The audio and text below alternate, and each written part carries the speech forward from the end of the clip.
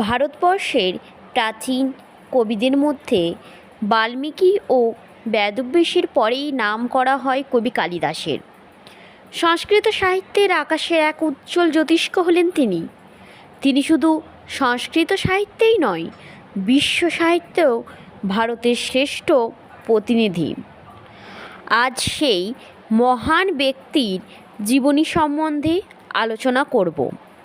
কিভাবে তিনি মূর্খ থেকে পণ্ডিত হলেন, মহান হলেন, সেসব গল্প আজ আমি আপনাদের কাছে তুলে ধরব। তার আগে জানাই আমার দর্শক বন্ধুদের অনেক অনেক আমার চ্যানেলে স্বাগতম। আর যদি কোনো নতুন দর্শক বন্ধু হয়ে থাকেন তাহলে চ্যানেলটিকে যদি সাবস্ক্রাইব না করে থাকেন অবশ্যই চ্যানেলটিকে সাবস্ক্রাইব করে দেবেন, যাতে এরকমই নতুন নতুন তথ্য আপনারা খুব সহজেই পেয়ে যান। তাহলে চলুন আজকের ভিডিওটি শুরু করি। কথিত আছে, প্রাচীন রাজ্যে উজ্জয়িনীতে কমলা নামে এক বিদুষী ও অহংকারী রাজকন্যা ছিল। সে প্রতিজ্ঞা করে যে তাকে শাস্ত্রীয় তর্কে কেউ হারাতে পারবে না, আর তাকে যে হারাবে তাকেই সে স্বামী বলে গ্রহণ করবে। কিন্তু তর্কে তাকে কেউ আর হারাতে পারে না। শিপ্রা নদীর কূলে উজ্জয়িনী নগরীর কাছে বাস করতেন কালিদাস নামে এক নিরক্ষর ও বোকা ব্যক্তি। রাজ্যের সব পণ্ডিত ব্যক্তি যুক্তি করে রাজকন্যাকে জব্দ করার জন্য বেছে বেছে সেই বোকা লোকটাকে পাঠালেন রাজকন্যা কমলার কাছে।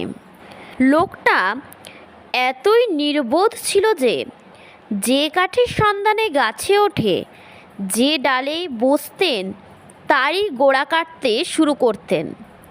কাটা ডালের সঙ্গে এক সময় যে তাকেও মাটিতে ছিটকে পড়তে হবে সেই সামান্য বোধটুকুও নাকি তার ছিল না। পণ্ডিতরা তাকে বোকা হাদার ভূমিকায় অভিনয় করতে শিখিয়ে দিল। বোকার ভূমিকায় অভিনয় করে সে রাজকন্যাকে হারিয়ে দিল। রাজকন্যা এক আঙ্গুল দেখাতে সে দুই আঙ্গুল দেখিয়েছিল।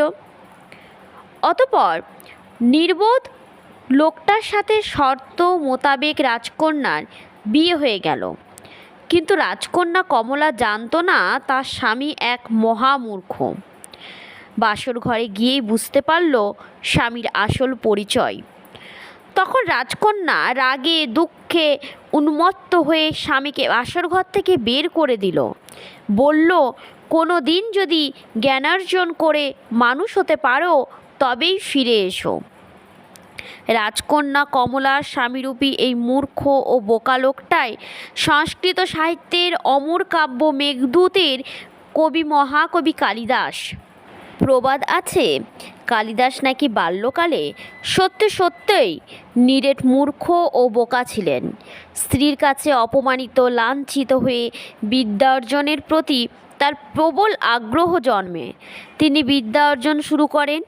অবশেষে বেদ, পুরাণ, ইতিহাস, অর্থশাস্ত্র ও কাব্যে সুপণ্ডিত হয়ে সগৌরবে স্ত্রীর কাছে ফিরে আসেন।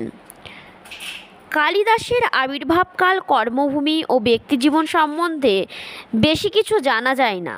কালিদাস হয়তো পরবর্তীকালে উজ্জয়িনীর অবন্তী ও দর্শনাদেশের রাজধানী, যার বর্তমান নাম মালব, গমন করেন এবং রাজা যশোধর্মের দেবের রাজসভায় চাকরি গ্রহণ করেন। তিনি ছিলেন বিক্রমাদিত্য যশোধর্মদেবের নবরত্ন সভার অন্যতম রত্ন। এরপর তিনি এই উজ্জয়িনী থেকেই তার যাবতীয় সংস্কৃত কাব্যগ্রন্থ রচনা। সেই যুগে রামায়ণ এবং মহাভারতের বাইরে সংস্কৃত সাহিত্যে উল্লেখযোগ্য কবিতা লিখিত হয়নি। কালিদাস স্থির করলেন তিনি কাব্য রচনা করবেন। সেইভাবেই চেষ্টা করতেই তার ভেতরে সুপ্ত কবিত্ব প্রতিভা জেগে উঠল। এরপরই একে একে তার কলম থেকে কবিতার মতো ছন্দ সৃষ্টি হলো।